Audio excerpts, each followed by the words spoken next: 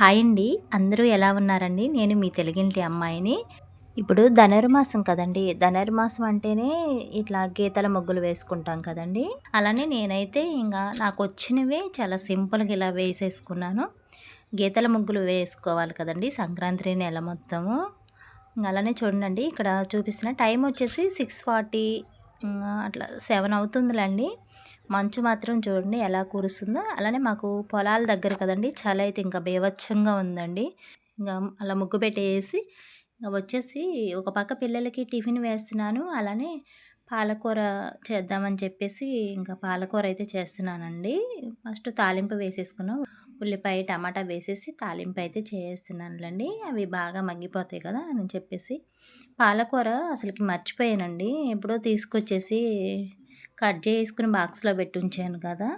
ఇప్పుడు ఏం కూర చేద్దామా అని చెప్పేసి చూసేసరికి పాలకూర ఉంది. ఇంకా అంతే ఉంచేస్తే ఇంకా ఆకుకూర కూడా ఎక్కువ రోజులు కూడా ఉన్నా కొంచెం కుళ్ళిపోయిద్ది కదా అని చెప్పేసి వండేసా. కానీ బావుందండి. ఫ్రెష్‌గా ఉంది. బాక్స్‌లో వేసి పెట్టుకోవడం వల్ల.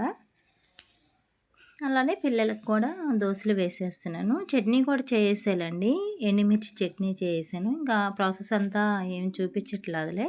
మనం ఎప్పుడైనా సరే ఆకుకూరలు తెచ్చుకున్నా కొన్ని కొన్ని కూరగాయలు ఉంటాయి కదండీ! గోరుచిక్కుళ్ళైనా, చిక్కుళ్ళైనా ఇలాంటివి ఒక 1 వీక్ దాకా కూడా ఫ్రెష్‌గా ఉండాలి అంటే కొంచెం పని ఎక్కువైనా సరే తీసుకురాగానే కట్ చేసుకొని ఒక బాక్స్‌లో పెట్టుకుంటే ఒక వారం దాకైనా ఫ్రెష్‌గానే ఉంటాయండి. పాడైపోవు. చూడండి పాలకూర చూడండి చాలా ఫ్రెష్‌గా ఉందండి. ఇంక పాలకూర వేసేసుకున్న కొంచెం ఉప్పు వేసేసి అలానే మూత పెట్టేసానండి.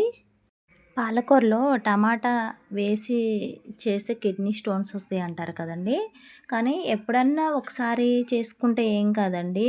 ఎక్కువ శాతం చేయకోకుండా వారంలో 2, 3 సార్లు అలా తినుకోకుండా ఎప్పుడైనా వారానికి ఒక్కసారో, 10 రోజులకు ఒకసారో అలా టమాటా వేసుకొని చేస్తే ఏం కాదండి. ఒక పక్క ఇలా వంట చేసుకుంటూనే పిల్లలకి టిఫిన్ కూడా వేసి ఇచ్చేస్తున్నాను. అంట్లు కూడా కడిగేసేయాలండి. అంట్లు కొన్నే ఉన్నాయిలెండి. ఇప్పుడు టిఫిన్ అంట్లు ఒకటే ఉంటాయి. ఎందుకంటే నైటే కడిగేస్తాను కదా! పిల్లలకి బాక్సులు కూడా పక్కన పెట్టేసాను. లంచ్ పెట్టేద్దాంలే వంట అయిపోగానని చెప్పేసి. పిండి కొంచెమే ఉందిలెండి. పిల్లల వరకే ఉంది. ఇంకా మాకు ఈ ఒక రోజుకి బయట నుంచి టిఫిన్ తెచ్చుకోవచ్చులే అని చెప్పేసి పిల్లల వరకు ఉంటే వేసి ఇచ్చేస్తున్నా. ఇంకా నాకు మా వారికైతే బయట తీసుకొచ్చేస్తారు.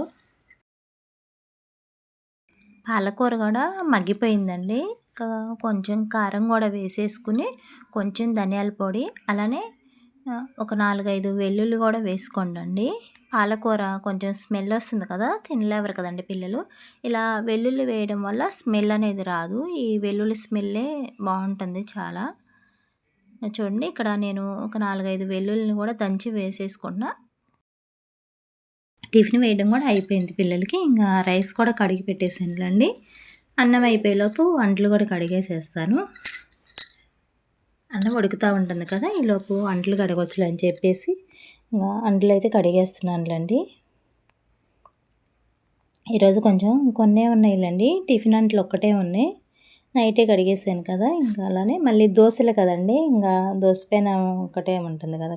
అదే టిఫిన్‌కి ఇడ్లీ గనక వేస్తే అంట్లు ఎక్కువగానే ఉంటాయి కదండీ! ఇడ్లీ ప్లేట్లు ఇవన్నీ ఉంటాయి.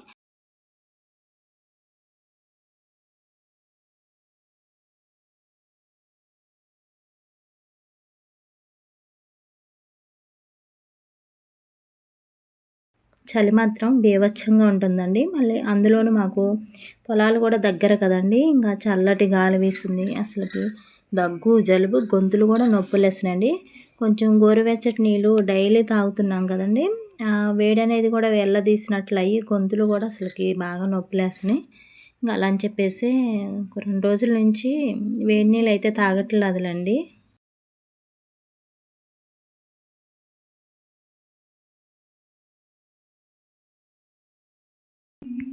పిల్లలు టిఫిన్ చేసిన తర్వాత నేను ఇంక అంట్లయితే కడిగేస్తున్నానండి. అంట్లు కడిగేయటం కూడా అయిపోయింది. కూర కూడా వేరే గిన్నెలోకి అయితే సపరేట్ చేసుకున్నాను. ఇలా మనం అంట్లు కడిగినప్పుడే షింకు కూడా స్టీల్ పీస్ ఉంటుంది కదండీ! ఆ పీస్ పెట్టి డైలీ రుద్దుకుంటే అసలకి షింకు కూడా నీట్‌గా ఉంటుందండి. తర్వాత మామూలుగా నీళ్ళు పోసేసి కడిగే కంటే కూడా కొంచెం స్టీల్ పీస్ పెట్టేసేసి కొంచెం విమ్ బార్ వేసేసుకుంటూ రుద్దుకుంటే షింక్ కూడా చాలా నీట్‌గా ఉంటుంది.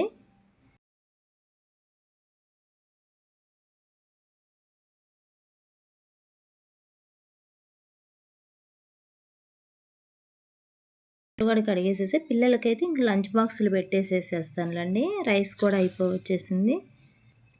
అయిపోయింది. గ్యాస్ ఆఫ్ చేసుకున్నా.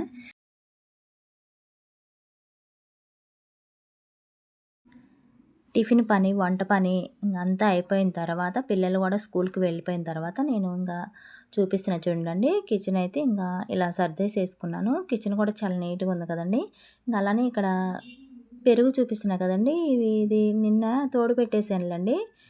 ఫ్రిడ్జ్‌లో ఉంది కదా అని చెప్పేసి ఉదయాన్నే లేవంగానే బయట పెట్టేసాను.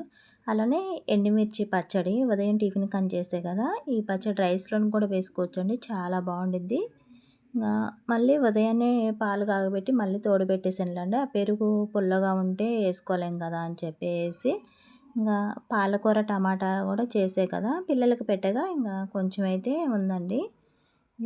ఈ పూటకైతే సరిపోయిద్దిలేండి.